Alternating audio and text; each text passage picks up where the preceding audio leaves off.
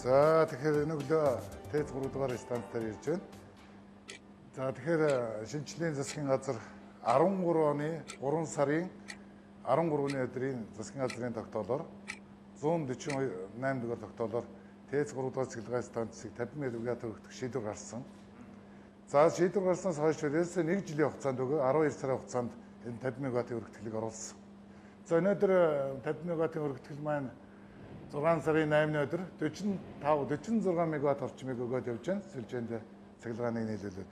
Энийг бол мегаватт гэхэр хүмүүс бас тэр болгон бас сайн ойлгохгүй ч магадгүй. Нэгээр хэлбэл дархны цэглэгээ станц маань 48 мегаваттын станц. Тэгэхээр дархны станцын хэмжээний томоохон хүчин чадал хуучин байсан суурилсан хүчин чадал дээр нэмэгдээд орж байгаа. Тэгэхээр ийм их том ажил болсон маш богино хугацаанд. Ер нь бол эрчим хүчний ийм томоохон хүчин чадлыг суурилж авахд ихэнх хугацаа шаарддаг. Хөрөнгө мөнгөний хугацаа шаарддаг. Энийг бол ерөөсө 35 сая долларын өртөгтэйгээр жилийн дотор оруулах гэдэг бол маш манай эрчим хүчний салбарын маш том бүтээн байгуулалт, эрчим хүчний инженер техникийн ажилтнууд хамтарсан компаниудын маш том бүтээн байгуулалтын ажил болсон. За энэ мэдээж энэ дулааны цахилгааны хэрэгцээ өсөн нэмэгдэж байгаа. Энэ хэрээр за ялангуяа зайсан хан уул дүүргийн орчимдох дулааны хэрэгцээг бол хааж өгсөн. За нэгээр хэлбэл 82 килокалорийн дулаан нэмэгдсэн. За цахилгаан эрчим хүчээрээ сүлжээндээ бол 50 мегаватт. За өнөөдрийн байдлаар 45.3 мегаваттыг өгөөд явж байна. За гадны инженерүүдтэй бол 1 жил ирээд дадлгаж ажилласан. Өнөөдрийн байдлаар бол гадны инженерүүд байхгүй. Монголчууд өөрсдөө Монголын инженерүүд бол өөрсдөө ажиллаж байна. Ер нь манай монголчууд чинь нэг юмыг маш хурдан сурдаг шүү дээ.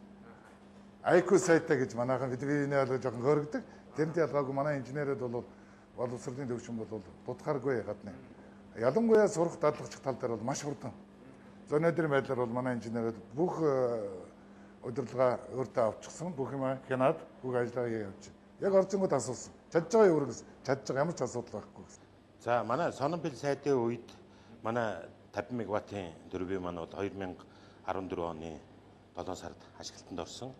За ашиглалтанд орсноос хойш өнөөдрийг хүртэл 923 өдөр тасралтгүй найдвартай ажиллаж байна.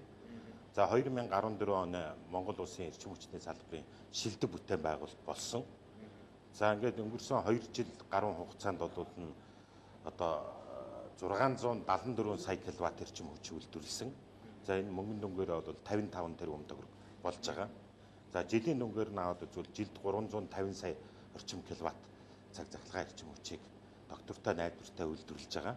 За энэ төслийн үр өгөөж юу гэхээр хамгийн ихний айлжинд манай станцын 1000 гаруй инженер техникийн ажилчид бол Сононбил сайд үнэхээр сэтгэл хангалуун байдаг.